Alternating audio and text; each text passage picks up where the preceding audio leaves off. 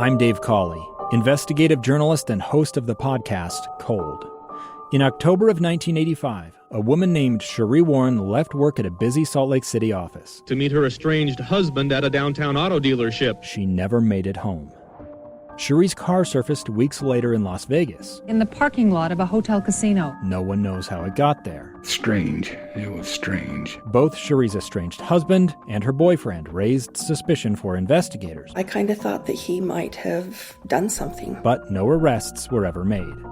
In Cold Season 3, we dig into double lives, make new connections in the case, and examine the difficulty raised by reasonable doubt. We want answers just as much as anyone else. They have creeps like that now too, so nothing's changed. That's the new Cold Season 3, The Search for Cherie, now available anywhere you get your podcasts.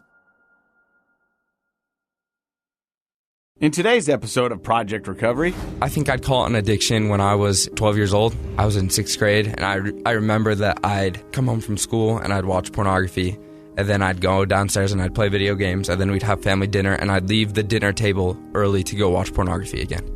And I'd just dismiss myself from the table, not talk to anybody at dinner, and that's when I realized, like, this is taking over my life. I can't even sit down and have dinner with my family. Make sure you listen to the end. Find us on Facebook at Project Recovery. We'll have that and much more coming up.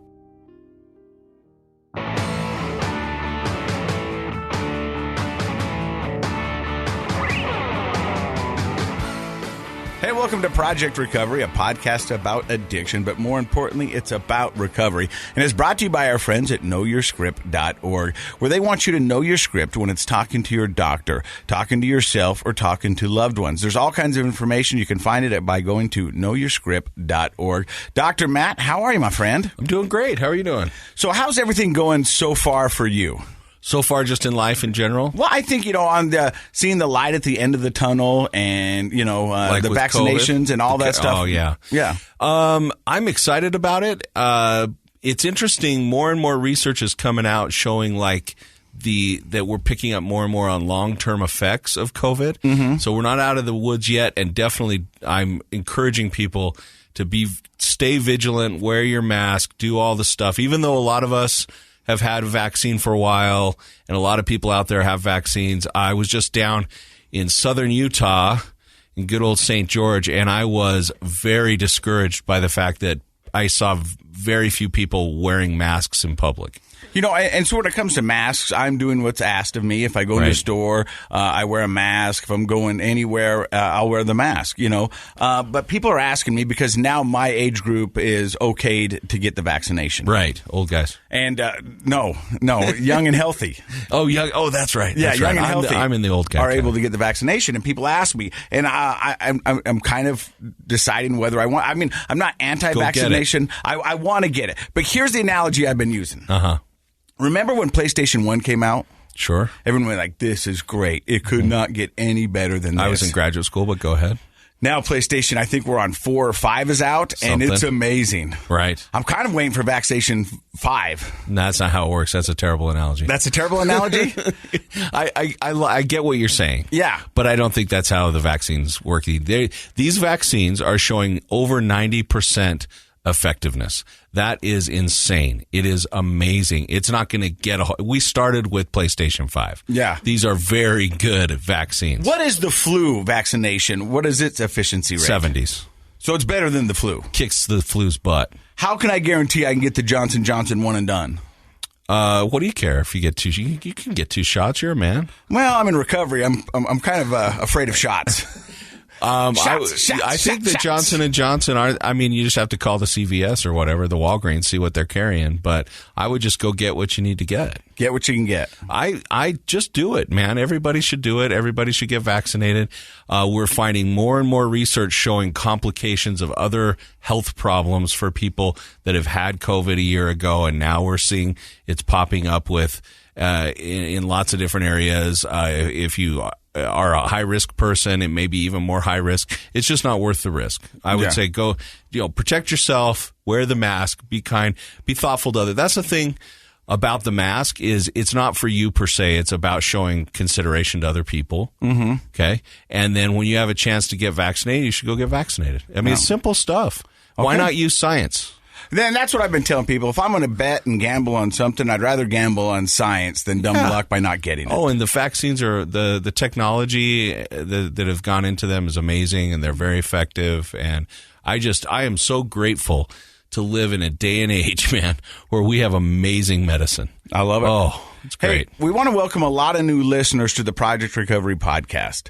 It is a podcast about addiction, more importantly about recovery. And what we like to focus on is all addictions, not just alcohol, not opioids, heroin. We've had a lot of those stories, but there are a lot of things that people become addicted to, and consequently it runs their life down. And getting in recovery for any of those things is, it's like getting your life back. We've had a lot of listeners who started with us from the beginning who said that their addiction was food, or they didn't know they were addicted to something until they started listening to the podcast, and they started doing a deep dive inside themselves and went, you know what? Maybe I'm spending a little too much time on my phone or on my video game system, or whatever it may be. To me, addiction is something that has power over you that you cannot control. So earlier today, I had a conversation with a patient of mine. He's an adult. He's extremely educated, very successful person, actually a pretty disciplined person in his life. And a few weeks back at our last visit, he had said, I think I just asked him, is there anything in your life that's bothering you right now that we haven't talked about? He said, well, to be honest, I get into bed around 10:15. And I want to get a good night's sleep like we've talked about doing, but I'll get on my phone, and before I know it, an hour's gone by, and then I'm not really falling asleep till 11:30. And then he said he read an article about neurostimulation and how the screen, even though you may fall asleep, because you've just been on that screen, your brain is still stimulated in sort of an unhealthy way. And so I had challenged him. I said, okay, between now and our next visit, came up with a little plan where an hour before getting into bed, he'd be off his phone. He couldn't do it. Couldn't do it. No, he was very discouraged when we got on the phone today, or on the Zoom call today. He was like, I can't believe it. I'm so disciplined in other areas of my life. And we talked about what that phone is doing for him, what that does for him. He's like, I feel addicted. He said, on the nights I tried to do our plan, I felt sort of like withdrawal symptoms, like, no, I've got to go. I can't settle down until I've had my hour scrolling nonsense on my phone. And I think a lot of us trick ourselves or lie to ourselves and say, hey, this is how I stay connected. This is my job. And for me, a lot of what I do is on my social media platform. So it is a form of currency for myself. Oh, sure. But I know I use that excuse a lot more than I should. And it's just me wasting 2 hours on TikTok or, video poker or doing something stupid when I know I should be doing something else. Video poker, there you combine two wonderful addictions. Gambling and screens, right? Well, that's the world we live in now. I know. It really is. We talk about recovery here. And so for me, my DOC, and sometimes you'll hear us say that on the podcast, what is your DOC? And DOC stands for drug of choice. And so my drug of choice was beer. Some people's heroin, opioids, cocaine, Adderall, Ritalin, social media, fast food. Today, we've got an interesting guest today. He's a young man. He's a junior in high school. He's 17 years old. Would you say he's the youngest guest we've had on the podcast? Easily. And he's here to talk about something that a lot of people do not want to talk about. I'm just telling you right now, this guy's awesome. I can't believe he has the confidence at this age to come on and talk about this. His name is Smith. Stick around. He's going to talk about his addiction to porn. You're listening to Project Recovery right here on KSL. A gun in the face. Then all of a sudden they all kind of lined up. They pointed their guns at me. And this is the point where I thought, I'm going to die today. Started 2 years of horror for an American in Venezuela. They said, you need to give us your phone and get ready because you're coming with us. I'm Becky Bruce, and I spent a year researching and piecing together Josh and Tammy Holt's story about their ordeal in a notorious prison. That's when everything started to turn bad. We had another pound on the door. Boom, boom, boom. And there was the police once again. You can binge all of the episodes of Hope in Darkness on KSLpodcasts.com or wherever you get your podcasts.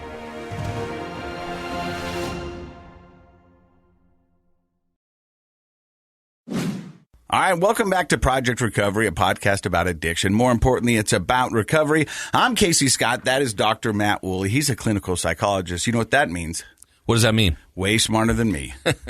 But let's talk about our guest today because he's the youngest guest we've had on Project Recovery in 2 years. He's 17 years old. He's from Bountiful, Utah. And he's probably got one of the coolest names of any guest we've ever had on the podcast. That's all we've been talking about off air. Smith Alley. How are you, man? I'm good. How are you guys doing? So 17 years old, and you have an addiction to pornography. We're going to get to that in just a second. Mm-hmm. But tell us a little backstory of young Smith and kind of your upbringing. Yeah, I mean, I'd call my upbringing pretty normal, you know. I have 3 sisters, 2 older, 1 younger. My mom's name is Sally Alley, which is, you know, a fun name, Sally and Smith Alley. And then my dad's name is Ben, and we, you know, I just grew up really normally. I live in Bountiful, Utah, and we went camping, and I love to be outside, hiking, doing all that stuff. And you're a lacrosse player. I played lacrosse when I was little. I played basketball, football, what position soccer. do you like in lacrosse? What's your favorite spot? I'm playing midfield right now, but I've Midi. been kind of assigned to that, and I don't know why because I'm not fast. You know, I'm the big. middies run. They're the ones that run all the time, and they have to be subbed in and out because you're running your guts out the whole time. Yeah. So if I was a lacrosse player, I would have opted either for the attack, the forward position, or defense because I don't think I'd want to do the midi. I mean, I don't want to do the running either, but he'd be the end or the bench, end of the bench. That's where Dr. Matt would be. That's right. But you felt like you had a pretty normal upbringing. Yeah. LDS background? Uh-huh. So you did the Boy Scouts, you know, everything that a young man does here in the state of Utah. Uh-huh. You know, Camp Kiesel or, you know, the scout camps, the Klondike Derbies. Right. Klondike Derby. Man, building I have a a little snow cave. PTSD from the snow caves. Oh, man, that was my favorite. If you don't know, it's something that the scouts do here in Utah where we go to the top of the mountain and everybody digs snow caves and then you sleep in them. And then you wake up in the morning not rested, a little bit cold. Frozen. Get some horrible breakfast and then go home and sleep for the rest of the day. I think I pretty much just summed it up. That's it. Yeah. And so at 17, we were talking outside before Dr. Matt got here. And you told me something that I want to start with. And that would be that you guys are the first generation that what? Yeah, my generation is the first generation who our parents are going to be the only ones ever to raise kids who have technology, but my parents didn't grow up with technology. And so it's that transitional phase where the people who are my parents' age and even younger and a little bit older, all of those people didn't grow up knowing what technology was, and then we had this huge surge of technology. Everything came out, and they're having to parent that, they're having to control that, and it's gotten crazy. Do you remember the first time you saw pornography? Yeah, I was 8.5 years old, and I'd gotten like one of those little Android tablets for Christmas, and I can't remember exactly what I was even searching up, but there was I was looking up something, and I clicked on a website, and the website wasn't what I thought it was, and that led me to porn. I turned it off, just like my parents had taught me to, but the shame of it all, especially I think with my religious background, that shame I didn't want to tell anyone, and I didn't want to go and tell my parents that I had seen that. I just turned it off, went away, and then because I didn't bring that out into the light then, it creeped back into my life later. Well, you know, in addiction, they say we're only as sick as our secrets. And it sounds like at a young age, you had a pretty big secret. I shared a story with him off air where I remember my daughter, Frankie, coming running in, and she was in tears. And I go, honey, what's wrong? And she goes, I just saw all the Disney princesses making out. Because she clicked on a link that she thought was Disney princesses, and it wasn't. It was designed to get kids to click on it, but it was, the Disney princesses making out. Yeah. And so then we had to sit down and have that conversation about, we just don't click on links. And then what are we going to do to secure our website? Are we going to get porn filtering software and all that stuff? But, Smith was telling me out there, he says, it doesn't matter how advanced you think your parents are. The kids are so much more advanced when it comes to technology and what's going on. I think that, that's a perfect example of what Smith is talking about, is that we – like in your story with Frankie, you're parenting from a reactive standpoint, right? Because we didn't have this technology growing up. We didn't really understand it. We were learning it just at the same time, but kids are learning it. But like knowing how to parent that. What do you do? How do you protect the kids? Can you really protect them?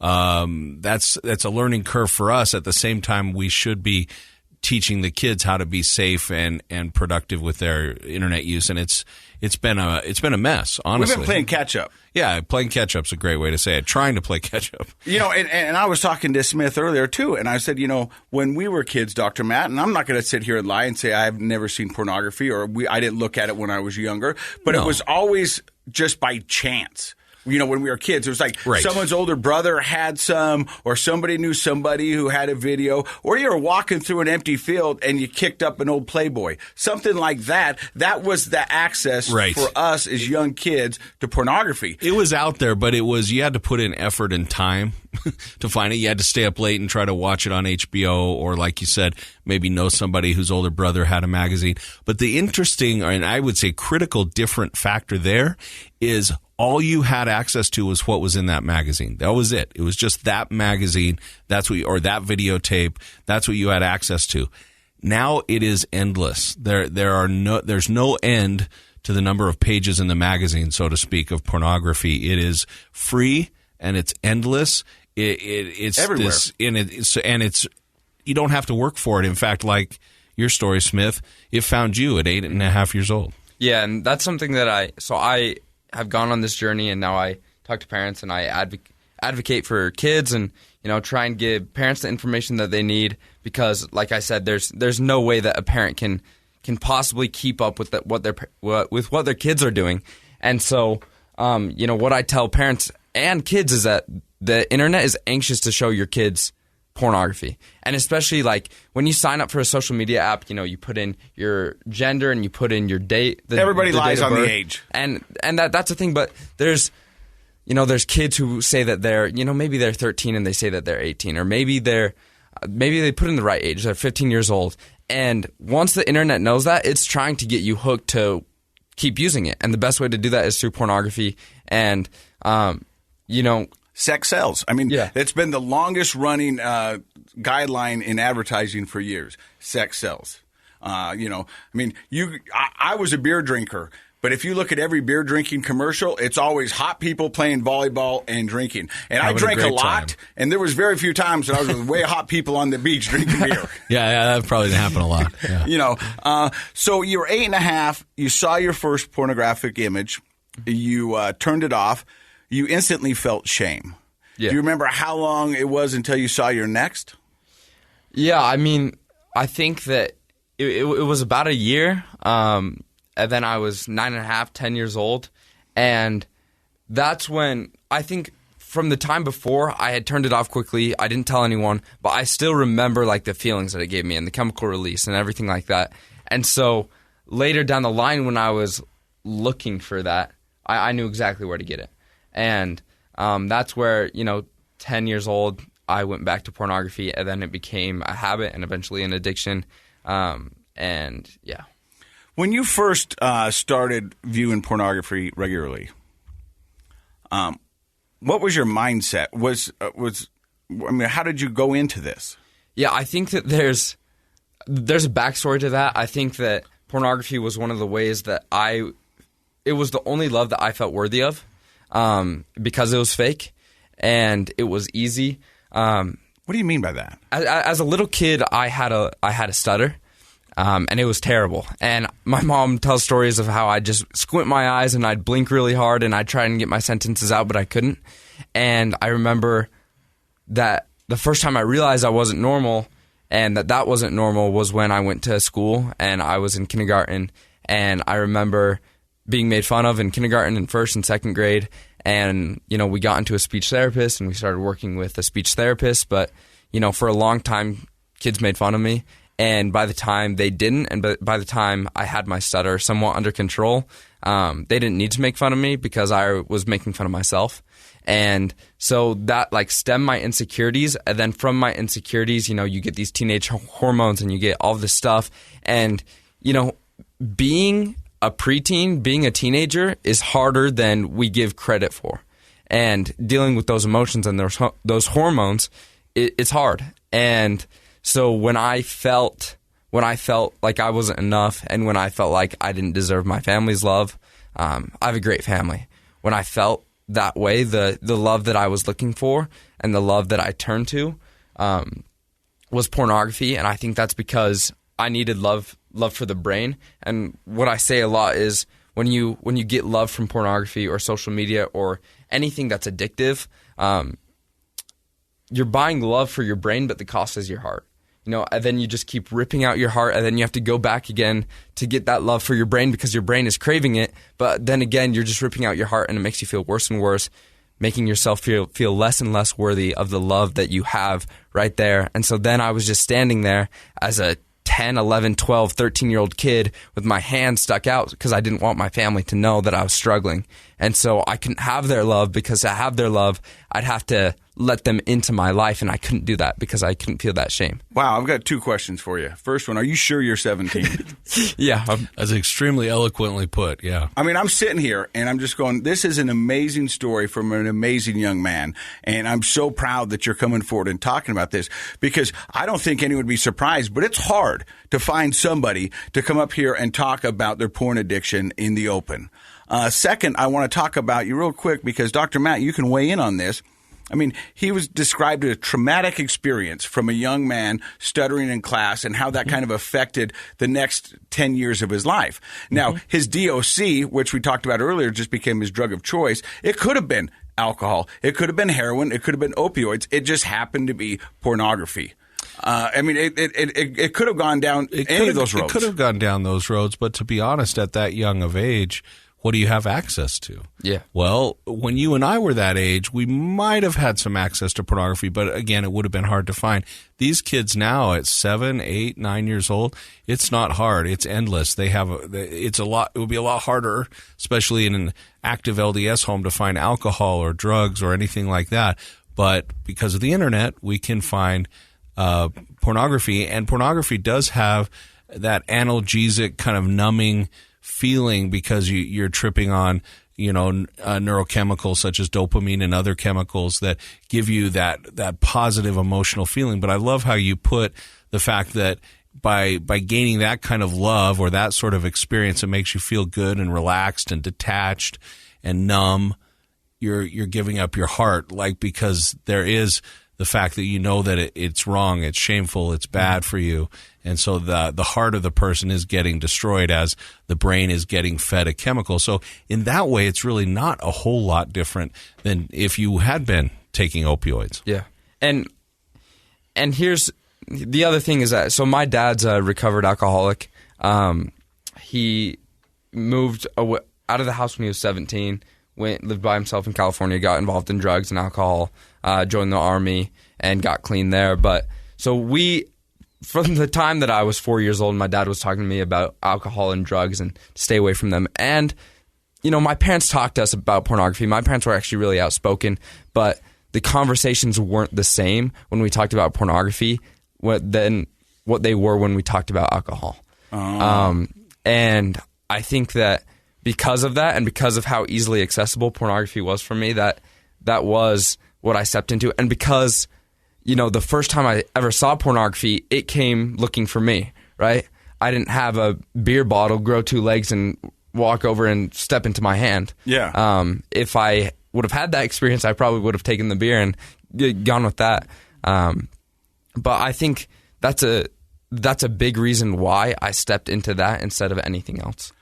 So at 10 years old, you go give pornography another shot. Mm-hmm. And how long do you do this before you go, hey, this probably isn't normal?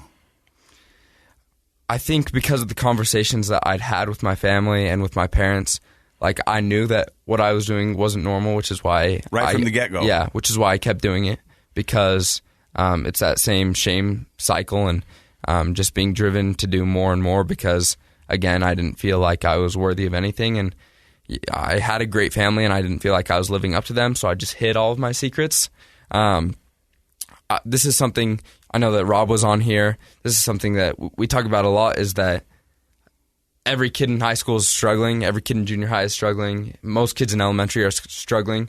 It's just, there's the kids who wear it on their sleeve, and there's the kids who tuck it up in there, basically inside their chest. And that's who I was, because I didn't want anybody to see that I was hurting. Yeah, that I was hurting. That I was, I wanted to be perfect, of course, like every human does. I wanted to be perfect, and because of that, it made me hide all of the things that were just killing me. And so instead of bringing them out and taking care of them, I just let them rot inside of me. And addiction thrives in darkness. Mm-hmm. And do you feel like wanting acceptance from others that's the prime of life, when we're seeking acceptance, developing a sense of ourself and who we are? Of course, that's a normal thing at that age. But do you think yours was magnified a little bit because of the stutter? Because most of the kids I've worked with over the years who have a speech impediment, one of my sons had to go through speech therapy for a speech impediment.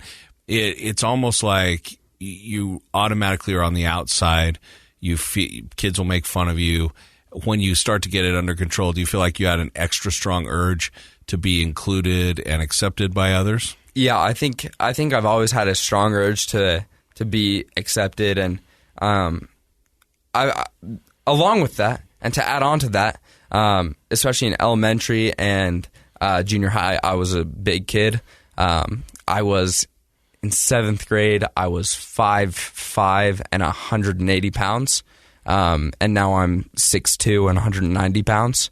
And so I've always just been this big kid, and that with the stutter, I think it's always just, I didn't realize at that point, and no one ever told me that your mistakes and your imperfections is what make you human. It's not what makes you a bad person, or it's not what makes you unlovable.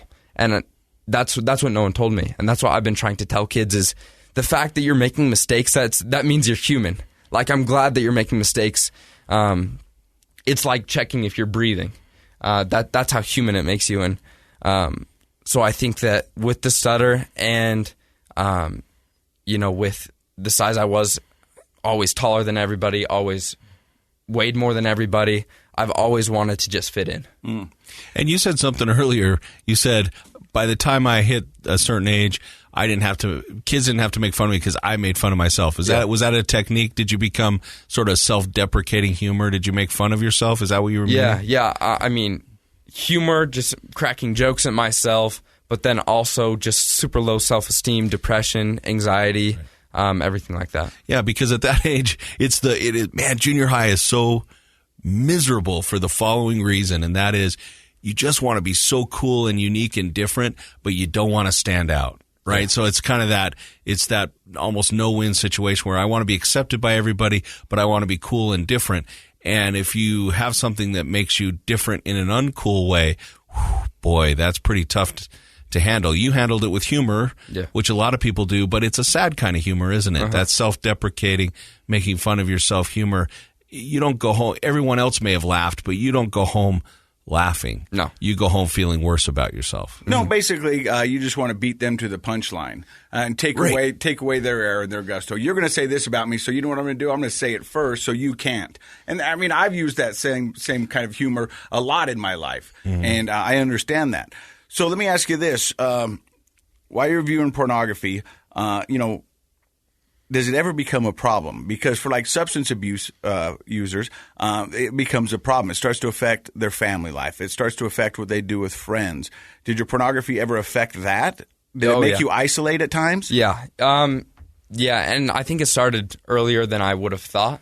But, and my parents would tell you this if they were there. When I was a little kid, before I went off to school and before all of that, I was just the happiest kid ever. And they said that even when I was like 1 year old, they'd walk into a room and I'd be in the room by myself and I'd just be laughing at a wall. And I found that while I was viewing pornography, there was just none of that. And my parents will tell you that I was the absolute worst person to live with on earth. And I was always contentious and I was always trying to pick a fight. And I was always, again, like I was trying to push them away because I didn't want them to be close enough to see what I was doing wrong. And so as I did that with everyone. I did that with my sisters, and I did that with my dad and my mom, and I did that with my friends. And I was always just trying to keep people at an arm's length away so that they couldn't see what was happening. Yeah, I think that's it's a self-fulfilling prophecy almost. You're like, well, I'm not worthy of their love, so I keep doing things that sort of make me feel numbed out or feel better temporarily, but I've got to keep them away in order to keep doing that. And so you create this cycle of behavior where, and this is something maybe for parents who are listening, if you have a child or a teenager that has become very contentious, pushes you away, it's very likely that they're trying to cover something up. They're trying to hide something because, of course, you didn't want your parents to see this shameful thing that you were doing, but you wanted to keep doing it because that was the only thing that sort of made you feel better, yet it made you feel worse. It's just this cycle that's kind of hard to understand if you haven't been in it, but pushing the people away that can make your life truly better is a very common part of that process. Yeah, and I'm trying to, and I've been telling parents this since I've been, speaking out about this subject more, but kids are meant to be happy. Like, I've realized that as I've started to fight this and as I've started to speak out and become the person who I want to be and go on this journey, like, my life is so much better. And yeah, I have hard days. And yeah, there's some days where I just don't want to talk to my family and I kind of want to punch someone's lights out, Everybody has those days. But those days aren't every day. And parents write this off as a teenage phase all the time. Oh, he's a teenage boy. Yeah, he's contentious. He's just experimenting with sex. He's just trying to figure hormones, out who he everything is. like this. It's not that way. It's because they're struggling with something, whether it's pornography or alcohol or drugs or depression or anxiety. There's something there that you're not seeing, and they're acting like this so that you can't see it. Let me ask you this. How would you have liked your parents to approach you when you were in that kind of stage? I think with who I am as a person, just being super stubborn, I don't think they could have approached me in any way that would have solved. What did they try to do? We talked a lot. There were multiple times where I'd go into their room and they'd ask me what's going on, and they'd ask me if I needed to talk about anything or if I've done anything wrong and I wanted to talk about it. And they'd ask me, have you seen pornography lately? Things like that. So your parents actually, it sounds like more than most, and maybe because of your dad's experience with his addiction, sounds like they were really pretty open and on the table with talking about pornography and other potential addictions. But you feel like it was your stubbornness that kept you from sort of taking them up on the offer to talk about it? Yeah, my parents were really open about all of that stuff, and which is what's crazy to me, because if my parents are open about it and I'm not talking about it, what about the kid whose parents aren't open about it? What's he going to do? Is he going to talk about it? No. Yeah. No. I don't want to get too ahead of the story because first I want to find out, because when you first started your story, you said that you saw it at 8, you went back at 10, then it slowly became an addiction. Mm-hmm. When did it become an addiction for you that you noticed? I think I'd call it an addiction when I was 12 years old. I was in 6th grade, and I remember that I'd come home from school and I'd watch pornography, and then I'd go downstairs and I'd play video games, and then we'd have family dinner, and I'd leave the dinner table. I'd just wolf down my food, leave the dinner table early to go watch pornography again. And I'd just dismiss myself from the table, not talk to anybody at dinner. And that's when I realized, like, this is taking over my life. I can't even sit down and have dinner with my family because the only thing that I want to do right now is go watch pornography. So, I mean, you've got 2 older sisters, a younger sister, and your parents all living at home. There had to be times when you got busted, or was there not? No, I was, and this is why I do what I do now, is because I was so good at hiding things, and I was, I could get around my parents' Wi-Fi, and we had a Wi-Fi filter that blocked pornography, and we had, I didn't have an iPhone, I had an iPod Touch. They thought that would be better. We found out later that it wasn't much better, but I had all of these ways to get around what they had put in place. And I call myself a tech ninja, and now I'm trying to use that in the other way where I'm helping families. But yeah, I was so good at hiding things, and I was so good at just pushing blame onto other stuff. And if they asked me about something suspicious, I just was so easy to write it off. And so there was never really a time where I was caught or when anything like that came out until I decided to get better, and until that moment where my parents found out, and that's when my journey started. And there's an old saying. I find a lot of wisdom in old sayings, and they apply, if they're true, they apply even in modern days. And one of them is, locks only keep honest people out. And to me, what that's saying, that totally applies to what we deal with nowadays, where a parent can get a filter and you get the circle and you get all the stuff to be able to see. And what I mean honest is like, well, if you give in to the parameters, if you give in to the lock, you say, okay, well, I'd really like to violate that rule, but there's a lock on it, so I'll walk away. But kids nowadays, they're motivated. And we have to realize that our sexual drives are some of the most powerful biological drives that we have. Started wars. For sure.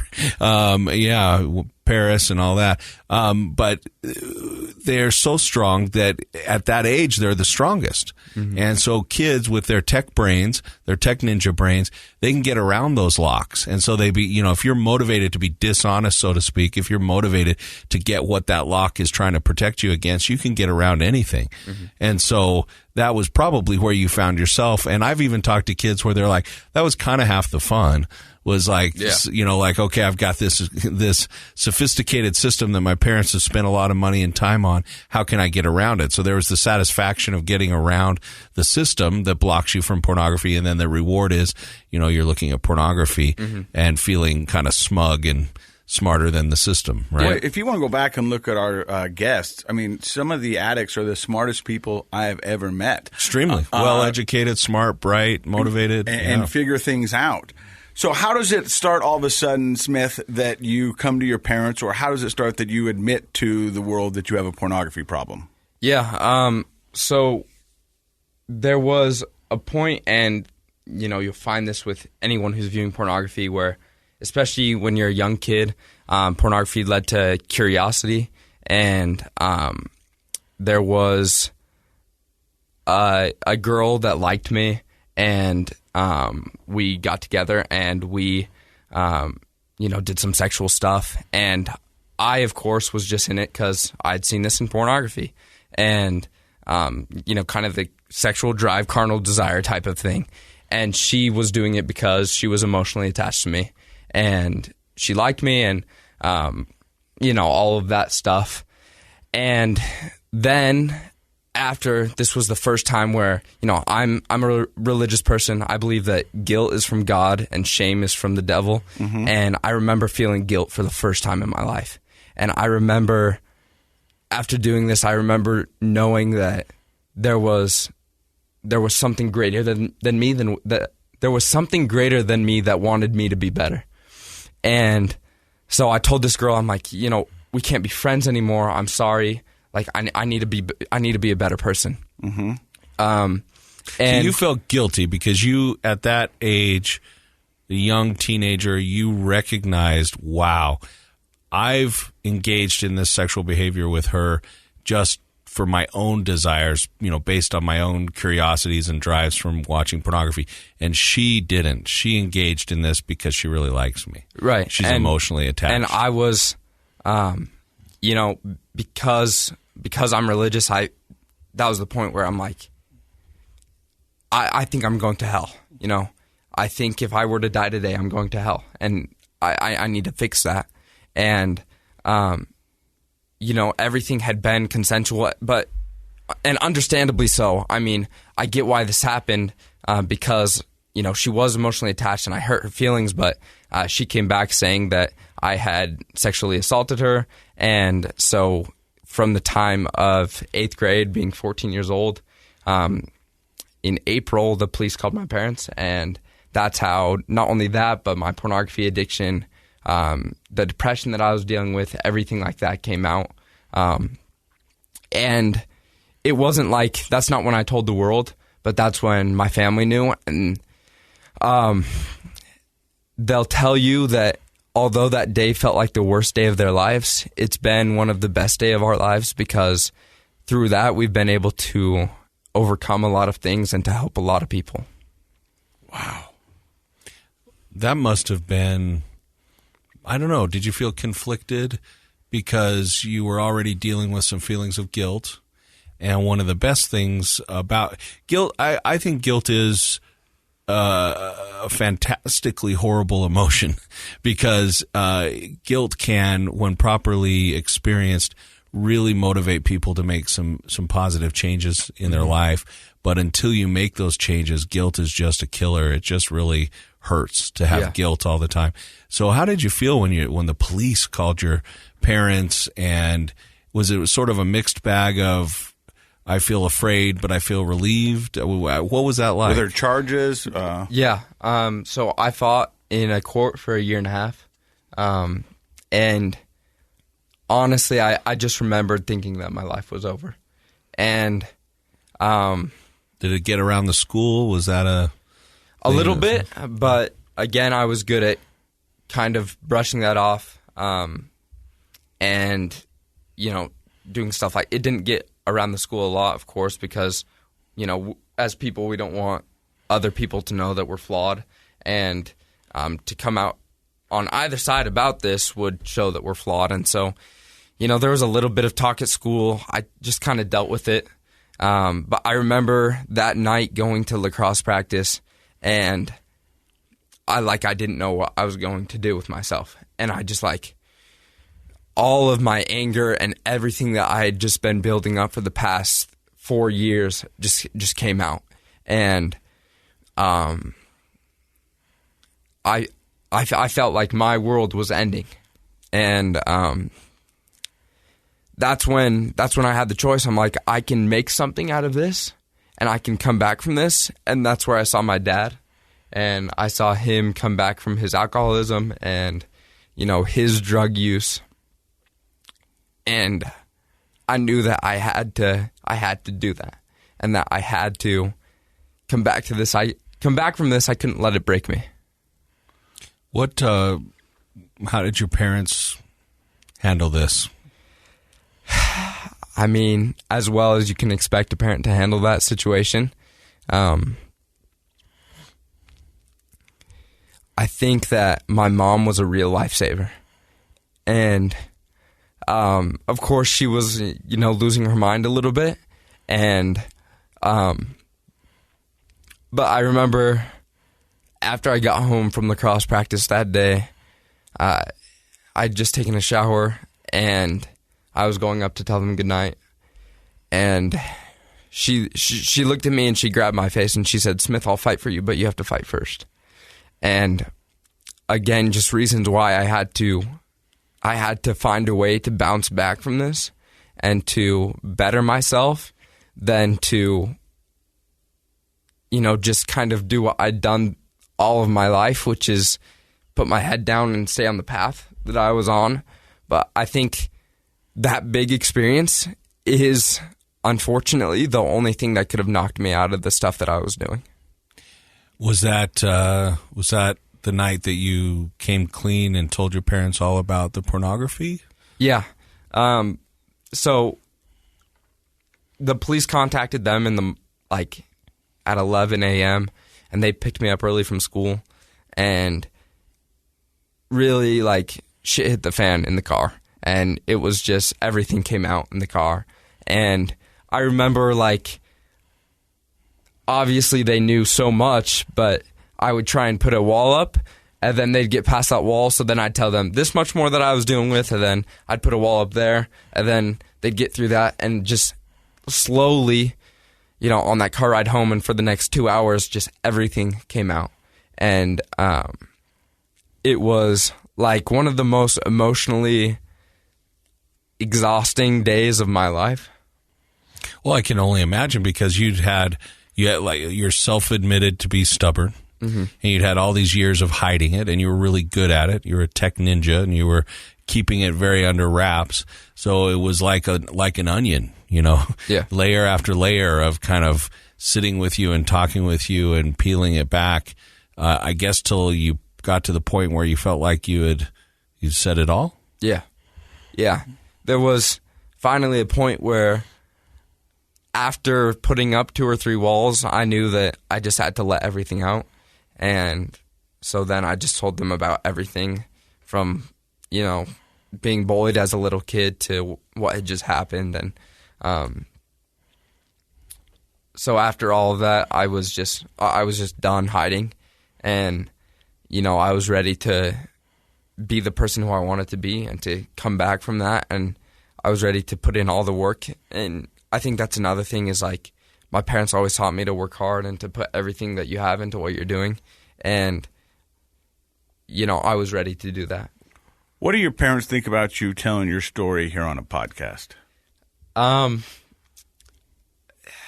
They've gotten used to it. I remember the first, like, big thing that I did to come out about my addiction to pornography. I did, for my Eagle Scout project in the scouting program, I put on a fireside for my neighborhood, just talking about the harmful effects of pornography. And, you know, my mom was like, okay, we can do this. You know, you're going to have to figure out a way to get people there. And I remember I wrote up this email just telling my life story.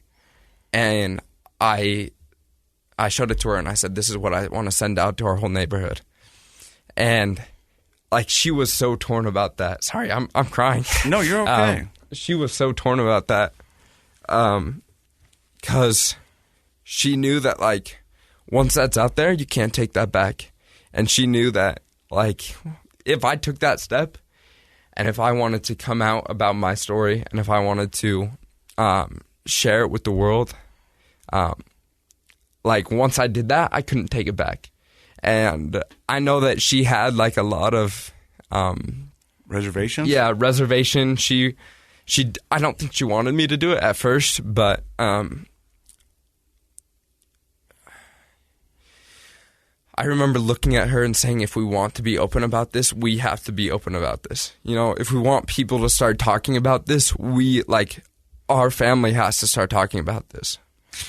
You know, I empathize with your mom. That's a tough call as a parent. I mean, you're a young person, and, you know, as parents, we maybe, people have their impressions of us, who we are as adults, but you're a young kid, and we want, you know, we want our kids to fit in.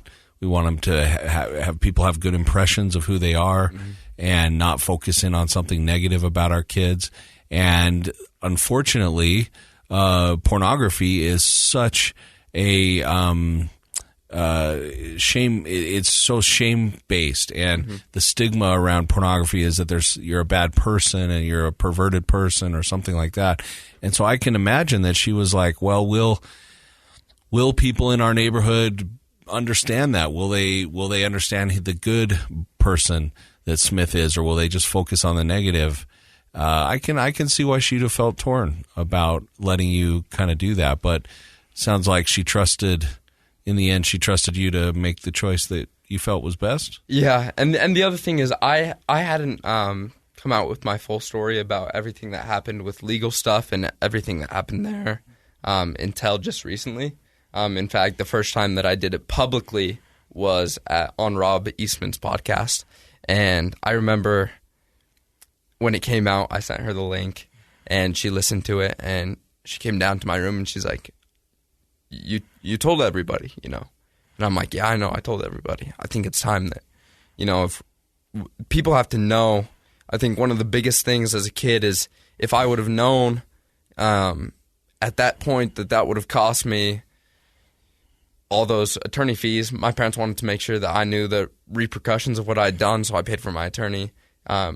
You know, if I would have known the cost of that attorney fees and the emotional stress and exhaustion that came with going to a court and having to stand in front of a judge and do that stuff, if I would have known that, maybe I would have chosen differently as a 10-year-old kid. And so people have to know, parents have to know that, you know, pornography isn't harmless. It's not just the thing that your teenagers and your kids are experimenting with at home. You know, like it will take every last one of your pennies, and it'll take every last one of your family members, and it'll just destroy your relationships. And I think that, you know, after I shared that on Rob Eastman's podcast, it's just something that I'm ready to open up about, and it's taken me a longer to open up about that than just having a pornography problem, because it's I think it's a more sensitive subject, but I think it's something that needs to be talked about. So I see your phone's right next to you. Yeah. What kind of self-control and what kind of safeguards do you have that you can walk around and have a virtual key for pornography anytime? It took us a long time to get to where we are now. So I told you that we had an iPod Touch before. When my parents found out about all of this, I went straight to a slider phone for about a year and a half. And then I got an iPhone, but we used a lot of software, and they actually had me, we now work as a team instead of my parents working to put into place technology and restrictions and controls and stuff like that. We work as a team because they know that they can't do anything to stop me. So I have to stop myself, and we do that together now. So we put on software, and then we have Wi-Fi routers and everything like that. And that's what we started out with,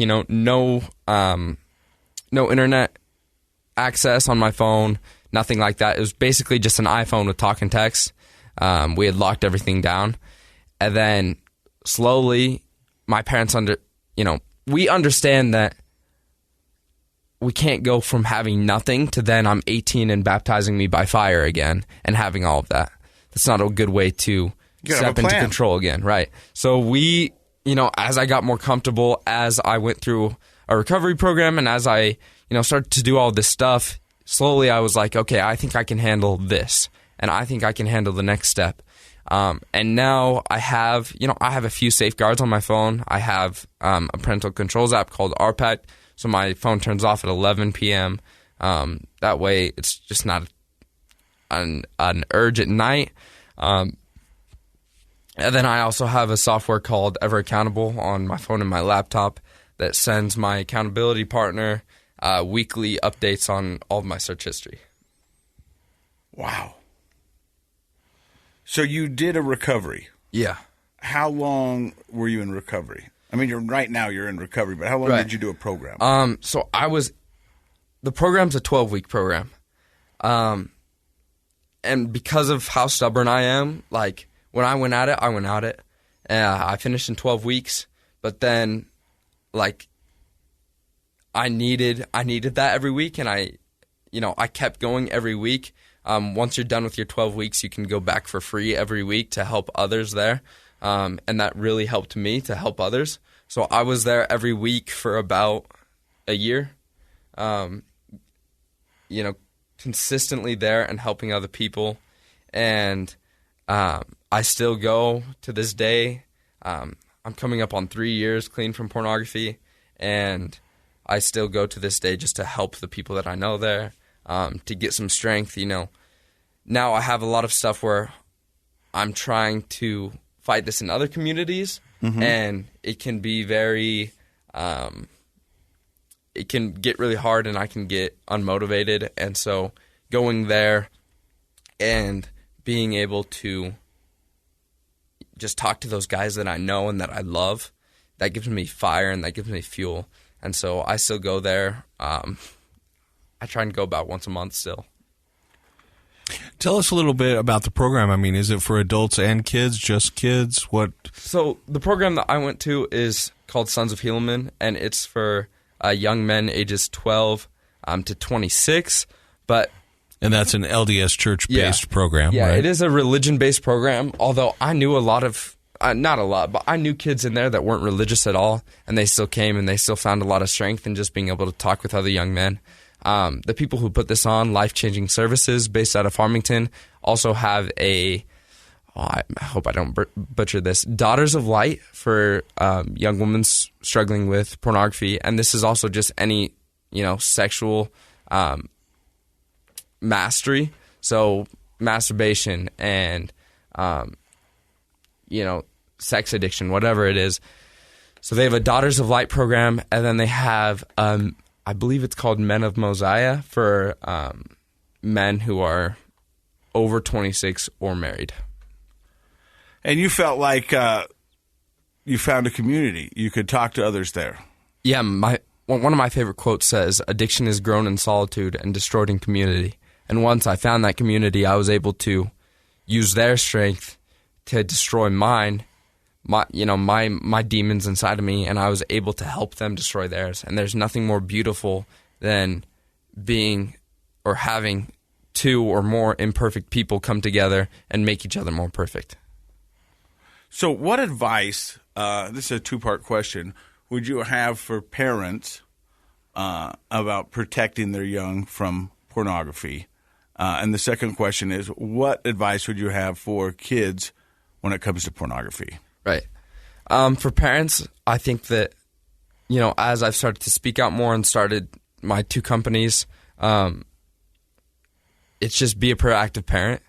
There's too many times where, so one of my companies, Protect Strong, I offer services to come inside the house and set up your technology and talk to your kids and set up Wi-Fi and stuff like that. And too many times have I offered this to people, and then they say, no, we don't need that. 3 months later, they call me, just stressing about the fact that their son or their daughter, anyone, is dealing with pornography, and now they need my services now, right? How big a problem do you really think it is? Because it's hard to put your finger on the pulse of pornography as an addiction because it's not talked about. Right. But, Dr. Matt, you said Chris Rock said it best. What was his quote? So, yeah, Chris Rock in his latest Netflix stand-up special talked about having a pornography addiction. Mm-hmm. And he, when he said that, the whole room of these thousands of people gets very quiet. And he says something to the effect of, oh, yeah, it's a multi-billion-dollar industry, but I'm the only one in here who's looking at it. And then everybody starts to laugh, because that's how pornography affects people. Mm-hmm. It's shameful. It's private. It is grown in private. And when he made light of it, then everyone could kind of laugh, but a nervous sort of laughter. And the reality is that it is a huge industry. It's a tremendously profitable business that destroys people's lives, but creeps into all of our homes all the time. And if somebody like yourself can't come in and help parents, it's tough to know how to keep it out. So you think it's a way bigger problem than we want to admit? Oh, yeah. There's a statistic that pornography sites, I think it was in the year of 2018, were visited more than Netflix, Twitter, and Amazon combined. And I think it's actually 35% of the internet's downloads at any time are pornographic. Wow. At any time. So that's close to, if there's 100 people right now working in this building and they'll download something today, 30 of them are downloading pornography. Yeah. It's tremendous, and in the sense that it is never-ending content, if you want to put it that way. People like us who try to make a podcast or a radio show or a TV show, we're always talking about content. Oh, it's hard to find content. Well, pornography content is endless on the internet, and it is for large part free. Mm-hmm. You can access an endless amount of free pornography, and it's been such a huge problem that I think our Governor Cox just signed a bill that won't really go into effect until I think 5 other states signed the bill as well, but that would block, and I don't know all the details, but block pornography on the internet. Yeah, so I was actually involved in this. Yeah, tell us about it. So in January, I started a nonprofit, and I'd been working with this guy named Chris from Michigan, and he called me up in January, and he's like, hey, we want you to join this team that we're kind of putting together to try and get this legislation passed through. It's called the Device Filtering Amendment. So basically right now, if you go to the Apple Store and you buy an iPhone, there's parental controls on it. They come already as off, right? And you have to go through the pain of going through settings, and, you're a parent, so you didn't grow up with technology, because we talked about this generational thing. And you have to figure out how to set up the controls, and you have to figure out how to set up the restrictions. So this legislation, should it pass in 5 other states, which I'm confident that it will, because we have 10 years to do it. But this legislation would require that manufacturers using IP address have the filters and restrictions that are already on the device, like this phone that I'm holding right now, they're already on this.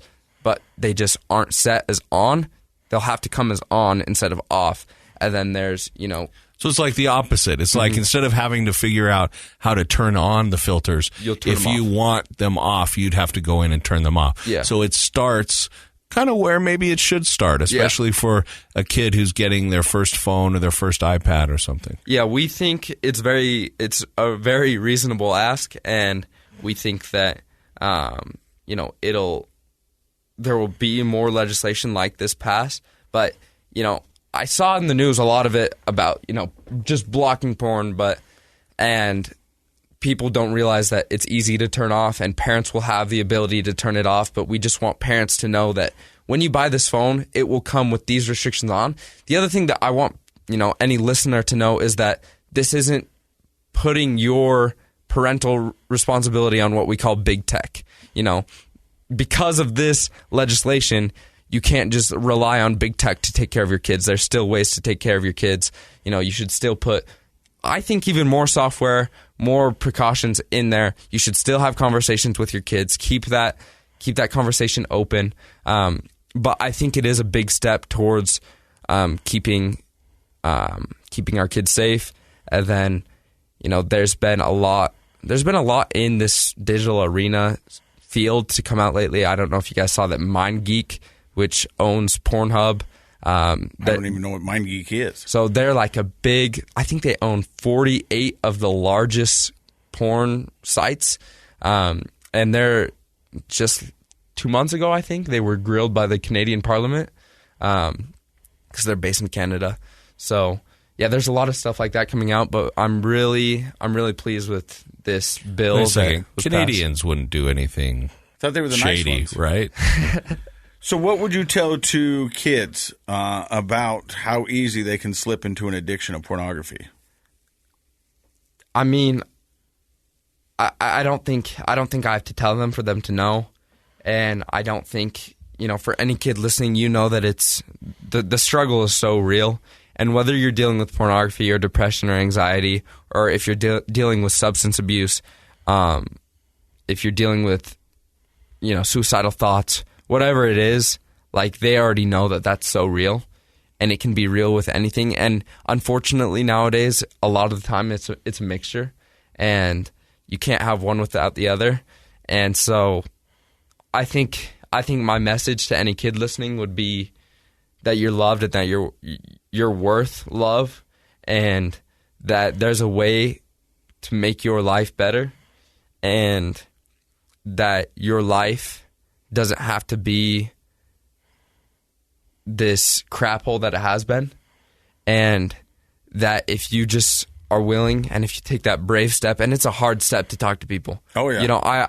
I tell kids all the time, like, you were able to talk to your parents about it, and I'll ask kids, like, I didn't have the guts to do that. I was too scared. I was too scared to talk to my parents about this. So the fact that you were willing to do that is beyond me. And I look up to you for that.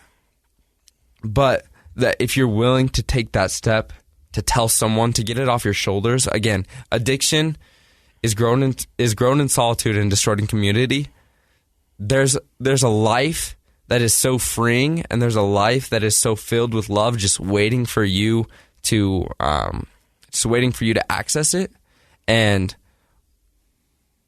if you're willing to do that, if you're brave enough to do that, if you're willing to take that next step and access it, then you'll never see the end of exponential growth of where your life goes.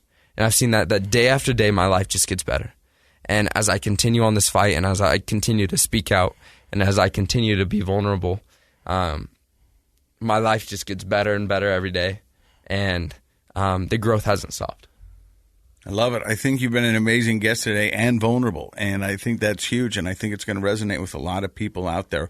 I've got one last question for you before we get Dr. Matt's final closing words on this. Social media. Yeah. My kids are hooked on the Instagram, TikTok, Snapchat, all of those. And I think a lot of parents will probably think that those are probably pretty porn safe social media platforms, but you're shaking your head no. Yeah. So actually, my main source of pornography when I was going through my addiction was Instagram. there's a huge base for child pornography out of Instagram.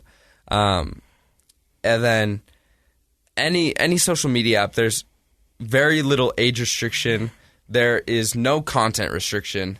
And really, like, this is more a message to the kids than anything, because there's very little that parents can do now, or if parents have already said yes to social media, it's hard to take. You can't get that genie back in the bottle. Yeah, exactly.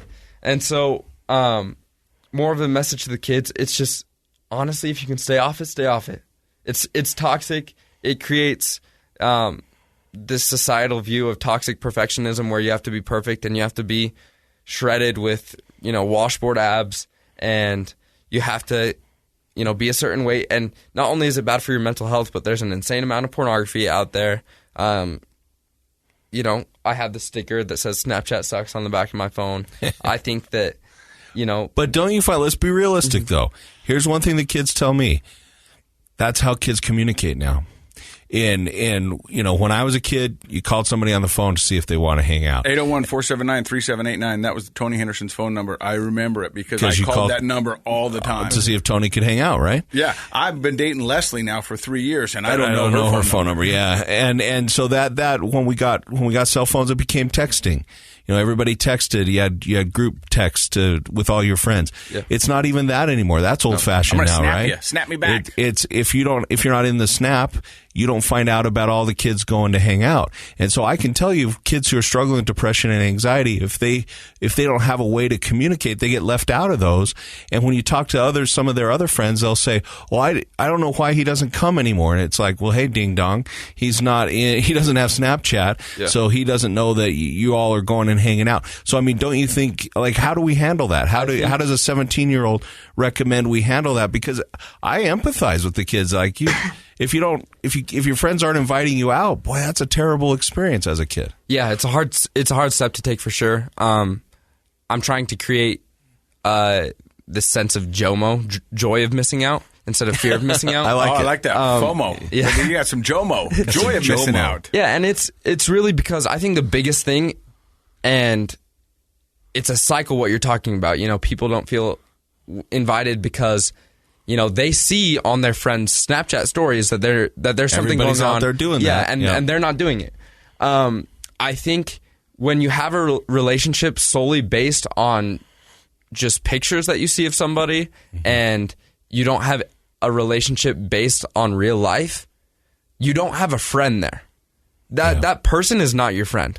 And this is where I think this is one of the reasons why we're seeing so much depression and anxiety in teens, is because they think that they have all of these friends because they're snapping 100 people every day, and they think that there's all these people who care about them, but those people do not care. And I realized, looking through my Snapchat when I was in 8th grade, if I were to snap or text any of those people, call any of those people and say, "I need help right now, I'm in a tough situation," none of them would come. None of them would drop what they're doing and come to me because I need help. They're not real friends. They're not real friends.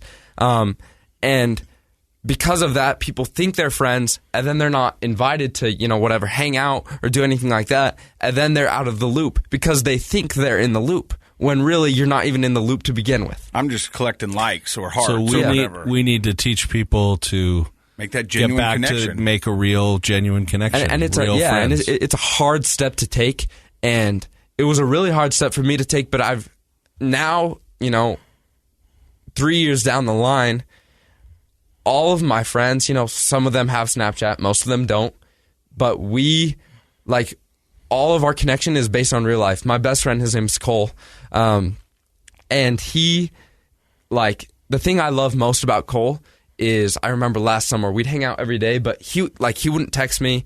Every once in a while he'd call me, make sure I'm home, drive his truck over, and pick me up. There was no connection that we were having through the phone. It was we were connecting in real life, and that's a friend.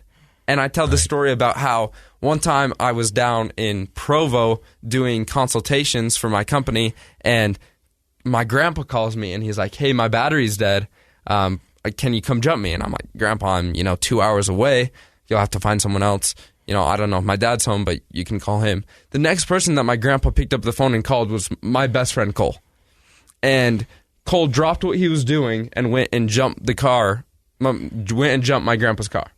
And is that because Cole is around in real life, and your grandpa knew him from him being around? Yeah, we're, we had worked in my grandpa's yard together, and because Cole and I have such a real connection, my grandpa sees Cole as his own grandson. Yeah, part of the family. Uh-huh. Yeah, that's amazing. I was reading this thing on the internet today, which is probably not good, but it says right here, the cell phone can bring you closer to someone halfway around the world, but take you farther away from the person you're sitting right next to.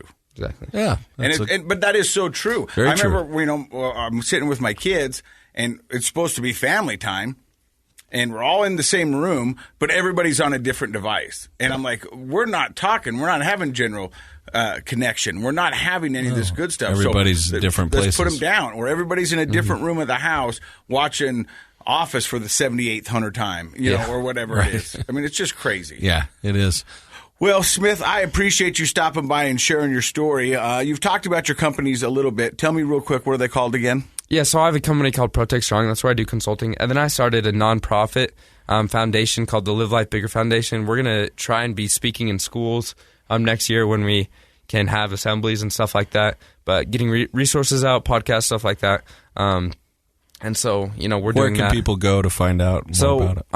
You can go to www.protectstrong.com. And Protect is spelled Protecht, so it's got tech in there. And then www.livelifebigger.org.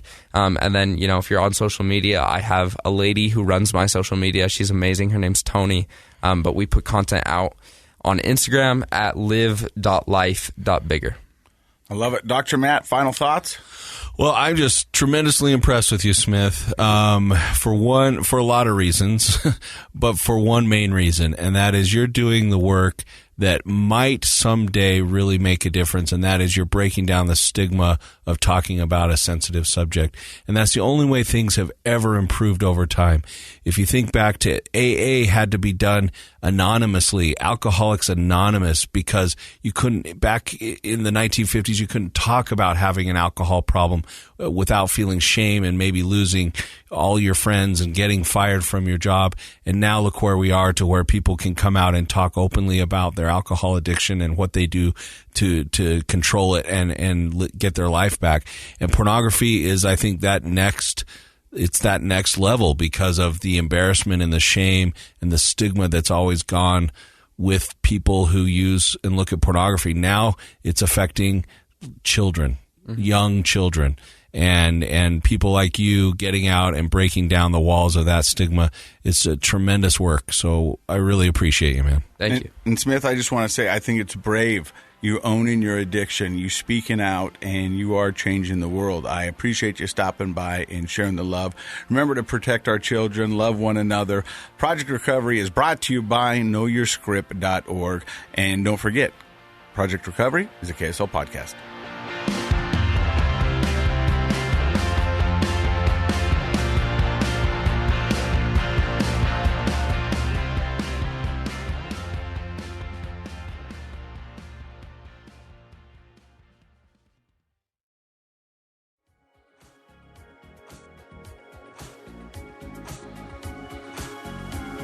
The contents of this program are for informational purposes only. The program is not intended to be a substitute for professional medical advice, diagnosis, or treatment. Always seek the advice of your physician, licensed therapist, or other qualified health provider with any questions you may have regarding a medical condition. Never disregard professional medical advice or delay in seeking it because of something you've heard on this program. KSL does not recommend or endorse any specific tests, physicians, products, procedures, opinions, or other information that may be mentioned on the program. Reliance on any information provided on the program is solely at your own risk.